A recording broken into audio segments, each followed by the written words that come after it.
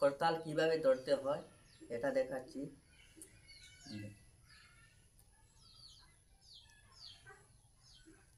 এই হচ্ছে করতাল ধরা, এই হচ্ছে করতাল ধরা। ফলো করো করতাল কিভাবে বাজাতে হয়।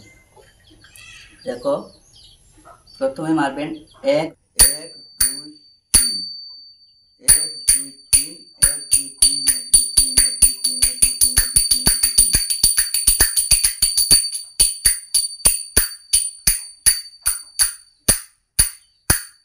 এক দুই তিন, তখন ডাইন হাতে মারতে হবে এক দুই, বাম হাতে তিন, এক দুই তিন, এক দুই তিন।